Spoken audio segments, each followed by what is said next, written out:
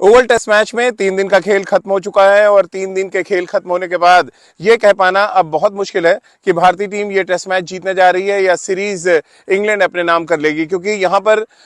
जो आखिरी दिन अगर हम इस टेस्ट मैच की बात करें, हालांकि इस टेस्ट मैच में अभी भी 2 दिन का खेल बाकी है, लेकिन ये टेस्ट मैच चौथे दिन से आगे बढ़ता नजर नहीं आ रहा है। फिर वो चाहे भारतीय टीम इस मैच को जीते या इंग्लैंड इस मैच पर अपना कब्जा जमा ले, क्योंकि टेस्ट मैच के चौथे दिन इंग्लैंड को अब 324 रन बनाने हैं ये टेस्ट मैच जीतने के लिए। वहीं भारतीय टीम को 9 विकेट चाहिए सीरीज बराबर करने के लिए। अब हर किसी के जहन में ये बड़ा सवाल होगा कि भारतीय गेंदबाज क्या कुछ खास करें ताकि वो ये टेस्ट मैच भी जीतें और सीरीज को बराबरी पर खत्म करें। वहीं इंग्लैंड के बल्लेबाजों को कैसे रोका जाए, ये अपने आप में एक ऐसा यक्ष प्रश्न है जो लगभग हर मैच में भारतीय गेंदबाजों के सामने आ जाता है। फिर वो चाहे लीड्स की कहानी हम याद करें या अब सीरीज के आखिरी टेस्ट मैच ओवल की बात करें। लीड्स की कहानी इसलिए मुझे जहन में आ रही है क्योंकि वहां टेस्ट मैच के 5वें दिन 340 रन बनाने थे इंग्लैंड टीम को और इंग्लैंड ने वो रन चेज कर लिया था। अब ओवल की बात करें तो ओवल में कहानी बस सिर्फ इतना फर्क है कि 324 रन बनाने और ये टेस्ट मैच का 5वां दिन नहीं बल्कि चौथा दिन होगा जहां पर इंग्लैंड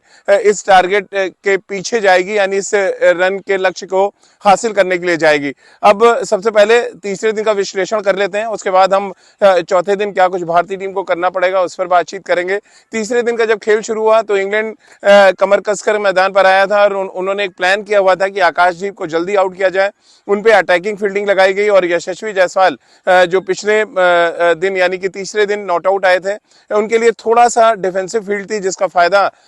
यशस्वी जायसवाल ने उठाया। कुछ अपर कट्स उन्होंने मारे, कुछ स्क्वायर कट भी खेले और इंग्लैंड की फील्डिंग के साथ यशस्वी जायसवाल खेलते नजर आए। और उसके पीछे की बड़ी वजह यह थी कि आकाशदीप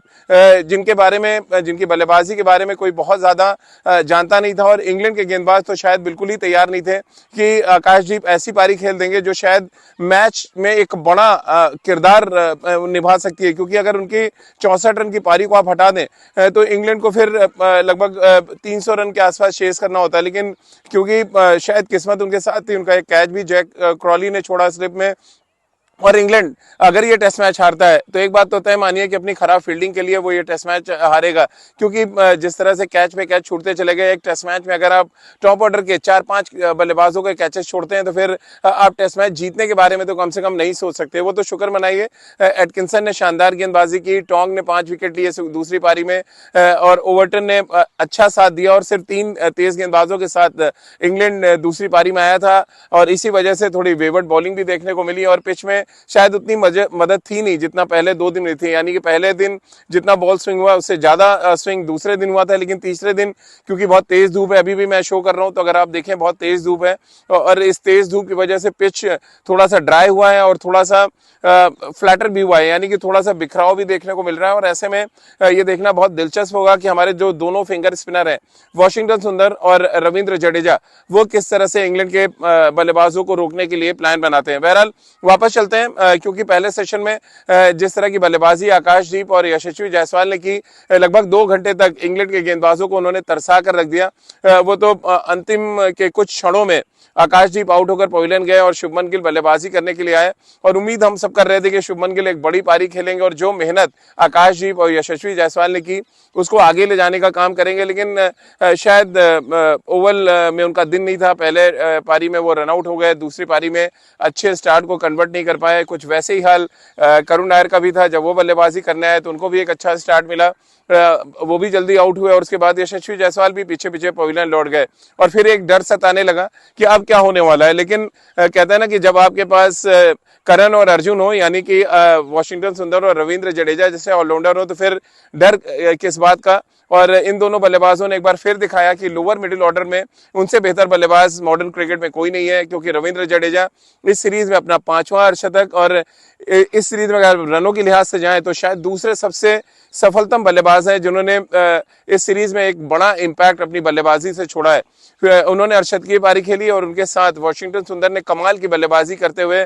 वनडे क्रिकेट खेलते हुए अपना अर्धशतक पूरा किया, 4 चौके और 4 छक्के लगाए और इन दोनों बल्लेबाजों के कंट्रीब्यूशन को अच्छा साथ मिला ध्रुव जुरेल का, जिन्होंने 34 रन बनाए और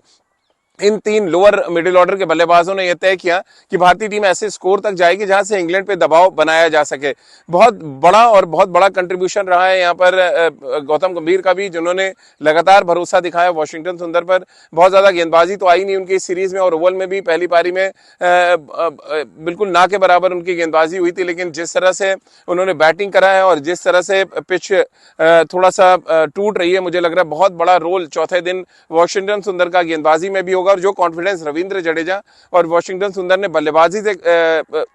कमाया है, अब उसको गेंदबाजी में उसका असर आपको देखने को मिल सकता है। इंग्लैंड की बात करें तो इंग्लैंड के लिए बेन डकेट और क्रॉली ने एक बार फिर धुआंधार शुरुआत की।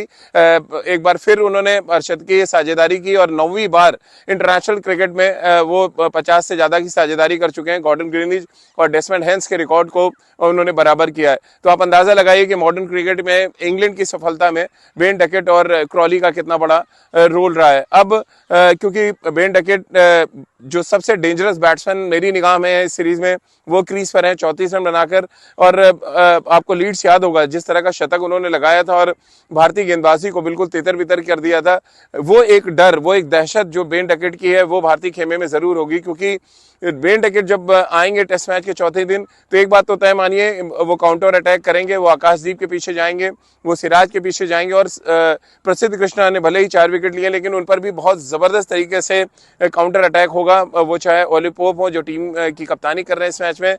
या फिर हम जो रूट की बात करें और बेन डकेट की। मेरे लिए जो सबसे इंपॉर्टेंट विकेट है वो जो रूट का होने वाला है, क्योंकि चौथी पारी है, टेक्निकली साउंड बैट्समैन है और शीट एंकर की तरह अगर वो खड़े रहे तो उनके इर्द गिर्द बाकी जो स्ट्रोक प्लेस हैं वो यहाँ पर बहुत बड़ा रोल अदा कर सकते हैं। और हैरी ब्रूक्स जिन्होंने पहली पारी में अर्धशतक लगाया था, उन पर भी तमाम क्रिकेट एक्सपर्ट्स की निगाहें होंगी, क्योंकि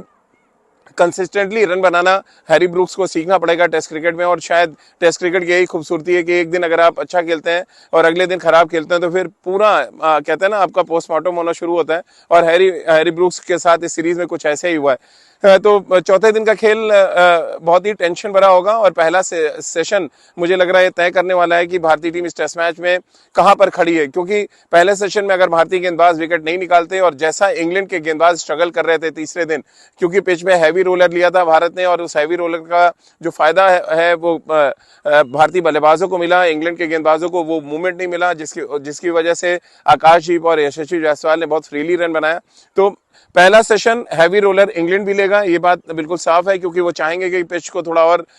फ्लैट किया जाए। और फ्लैट पिच पर जैक क्रॉली तो आउट हो गए, लेकिन बेन डकेट और बेन डकेट के साथ बाकी के बल्लेबाज भारत के 324 रन जो बचे हुए हैं उसको बनाने के लिए जाएंगे, इसमें कोई शक नहीं है। मेरे लिए की जो फैक्टर होने वाले हैं वो मोहम्मद सिराज और यहाँ पर वॉशिंगटन सुंदर हैं, क्योंकि ये दोनों गेंदबाज ना सिर्फ कंटेन करेंगे बल्कि विकेट लेना भी जानते हैं। तो एक ऐसा टेस्ट मैच जो आपको लीड्स की कहानी तो याद दिला ही रहा है, साथ ही हमें बार बार जगा भी रहा है कि जो गलतियां इंग्लैंड ने की है कैचेस छोड़ के, जो लीड्स में हमने कैचेस छोड़े थे वहां टेस्ट मैच हारे। अब यहाँ पर क्योंकि ओवल में इंग्लैंड ने कैचेस छोड़ा है तो कहते हैं ना कि टिट फॉर टैट होना चाहिए। अब हमें ये टेस्ट मैच जीतना चाहिए और इस टेस्ट मैच को जीतने के लिए भारतीय गेंदबाज और भारतीय टीम को एड़ी चोटी का जोर लगाना पड़ेगा, तभी इस टेस्ट मैच को जीतेंगे और सीरीज को बराबर भी कर पाएंगे।